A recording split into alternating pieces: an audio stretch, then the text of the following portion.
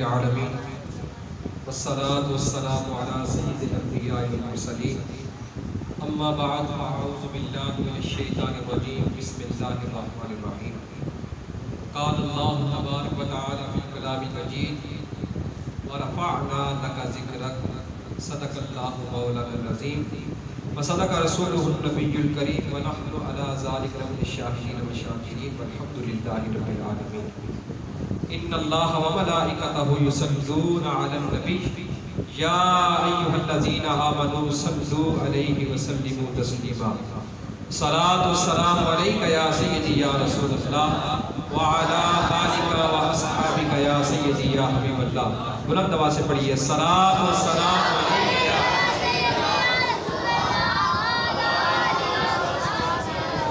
मौला सल्ली व सल्लिम दाइमा के दिल या रसूल अल्लाह की कसरत कीजिए, या रसूल अल्लाह की कसरत कीजिए, कीजिए चर्चा उन्हीं का सुबह शाम, कीजिए चर्चा उन्हीं का सुबह शाम, जाने काफिर पर क़यामत कीजिए।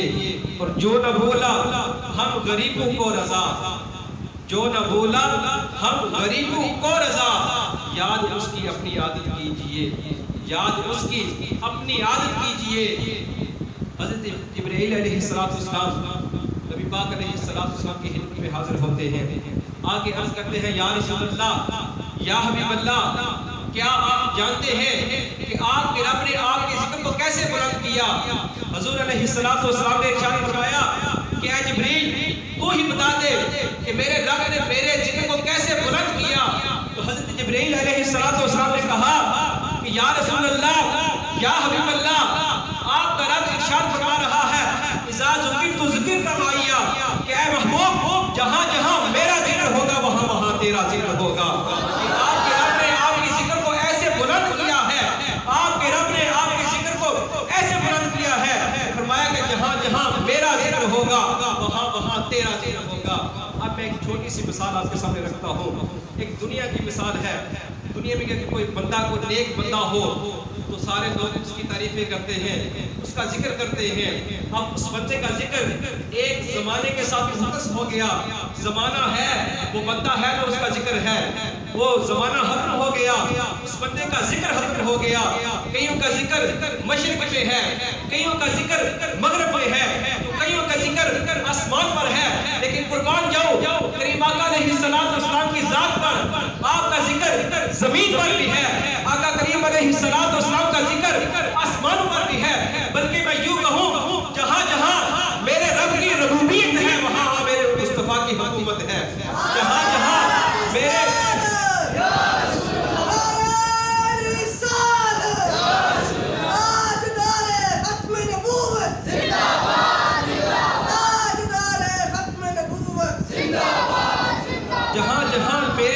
रबूबियत है वहाँ वहाँ मेरे मुस्तफ़ा की हुकूमत है। हुज़ूर अलैहिस्सलाम ने इरशाद फरमाया, सरकार दो आलम सल्लल्लाहु तआला अलैहि व आलिहि वसल्लम ने इरशाद फरमाया मन अहब्बा शैअन फअक्सर ज़िक्रहू, कि जिस बंदे को किसी चीज़ के साथ प्यार हो जाए, किसी चीज़ के साथ मोहब्बत हो जाए, वो बंदा उस चीज़ का जिक्र करता रहता है। जिसको किसी के साथ इश्क हो जाए, किसी के साथ प्यार हो जाए, वो बंदा हर वक्त उसका जिक्र करता रहता है, वो हर वक्त बंदा उसकी बातें करता रहता है, वो बंदा हर वक्त उसका जिक्र करता रहता है। कख सवाद न मिश्री अंदर जिक्र करेगा, कभी नबी पाक अलैहिस्सलाम की हदीसों का जिक्र छेड़ देगा, कभी नबी पाक अलैहिस्सलाम की बातों का जिक्र छेड़ देगा। अब अगर नबी पाक अलैहिस्सलाम की बातों का जिक्र छेड़ेगा उसको मिलेगा क्या? उसको मिलेगा क्या?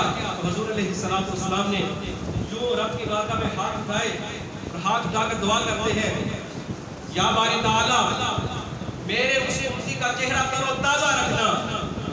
अब जब नबी पाक अलैहिस्सलाम ने यूं हाथ उठाए, सारे सहाबा मिलकर नबी पाक अलैहिस्सलाम के चेहरे को देखने लगे कि आज हो सकता है सैयदना सिद्दीक़ अकबर के हक में दुआ हो सकता है सैयदना फारूक आज़म के हक में दुआ हो सकता है सैयदना अली मुर्तज़ा उस्मान गनी के हक में दुआ हो सकता है हसनैन करीमैन के हक में दुआ हो। सहाबा इकराम जो है सारे मिलकर नबी पाक अलैहिस्सलाम के चेहरे की तरफ देखने लगे। तो नबी पाक अलैहिस्सलाम ने हाथ उठाए और दुआ की, ऐ अल्लाह मेरे उस उम्मती का चेहरा तरोताजा रखना। कौन सा उम्मती? वो उम्मती जो मेरी हदीस सुने और सुनकर उसको आगे पहुंचाए, जो मेरी हदीस सुने और सुनकर उसको आगे पहुंचाए। नबी पाक अलैहिस्सलातु वस्सलाम ने दुआ दी कि मौला उस बंदे का चेहरा तरोताजा रखना। अब यहाँ पर ज़हन में एक सवाल आता है, या रसूल अल्लाह, या हबीब अल्लाह, हदीस पाक याद की, याद करके दूसरों को पहुंचाई, सारी जिंदगी हदीसें पढ़ाते रहे, पढ़ते पढ़ाते रहे, तो क्या सिर्फ हदीस पाक याद करने से चेहरा रोशन होगा? जब गौर किया, मुताला किया, तो तिबरानी की एक हदीस पाक नजर से गुजरी। तिबरानी में है, नबी पाक अलैहिस्सलातु वस्सलाम ने इरशाद फरमाया कि मैं जिस बंदे के लिए दुआ कर दूं, वो मेरी दुआ उस बंदे को दुनिया में भी फायदा देगी, वो मेरी दुआ उस बंदे को कब्र में भी फायदा देगी, वो मेरी दुआ उसको क़यामत के दिन भी फायदा देगी। तो मेरी दुआ जो मैं जिस बंदे के लिए दुआ कर दूं, हज़रत अब्दुल्लाह बिन उमर कहते हैं कि जिस बंदे के लिए नबी पाक अलैहिस्सलातु वस्सलाम दुआ कर दे, वो दुआ उस बंदे की 7 नस्लों तक पहुंचती है, वो दुआ उस बंदे की 7 नस्लों तक पहुंचती है। अब अगर इस दोनों हदीस पाक को मिलाया जाए, इब्रानी की हदीस पाक और इसको आपस में मिलाया जाए, तो माना ये बनता है कि जो बंदा करीम आका अलैहिस्सलातु वस्सलाम की हदीस पाक सुने, उसको याद करके दूसरों तक पहुंचाए, उस बंदे का चेहरा जो है वो दुनिया में भी रोशन होगा, कल कब्र में भी उसका चेहरा रोशन होगा, क़यामत के दिन भी उस बंदे का चेहरा रोशन होगा, क़यामत के दिन भी उस बंदे का चेहरा जो है वो रोशन हो जाएगा। एक आखिरी रिवायत आपके सामने पेश करके इजाज़त चाहूँगा। इमाम गज़ाली रहमतुल्लाह अलैह ने काशिफ़ुल क़ुलूब में इसको नक़ल किया कि हज़रत दाऊद अलैहिस्सलातु वस्सलाम एक मरतबा ज़बूर की तिलावत कर रहे थे। तिलावत करते करते उनकी नज़र एक कीड़े पर पड़ी। उस कीड़े को जब देखा तो दिल में ख्याल पैदा हुआ कि ये कीड़ा है, हो सकता है कि अल्लाह तबारक व तआला ने इसको किसी मकसद के लिए पैदा किया हो। जब उनके दिल में ये ख्याल पैदा हुआ तो रब तआला ने उस कीड़े को क़ुव्वत गोयाई दी, तो उसने मिस्ले इंसान बात करना शुरू कर दिया। उसने कहा, ऐ अल्लाह के नबी, मुझे रब ने वैसे पैदा नहीं किया, सुबह से लेकर शाम तक मेरा एक वजीफा है, मैं सुबह से लेकर शाम तक रब की बड़ाई बयान करता रहता हूँ, मगर जब रात का वक्त आता है तो मेरा वजीफा बदल जाता है, जब रात का वक्त आता है तो मेरा वजीफा बदल जाता है, मैं सारी रात नबी पाक अलैहिस्सलातु वस्सलाम पर दुरूद पाक पढ़ता रहता हूँ, सारी रात हुज़ूर अलैहिस्सलातु वस्सलाम पर दुरूद पाक पढ़ता रहता हूँ। तो रब तआला ने जो कुरान पाक में इरशाद फरमाया, वरफ़अना लका ज़िक्रक, वो हमने आपके जिक्र को आपके लिए बुलंद कर दिया। अल्लाह अज़्ज़ की बारगाह में दुआ है, दर्स व बयान हुआ, इसको सुनकर इस पर अमल करने की तौफ़ीक़ अता फरमाए।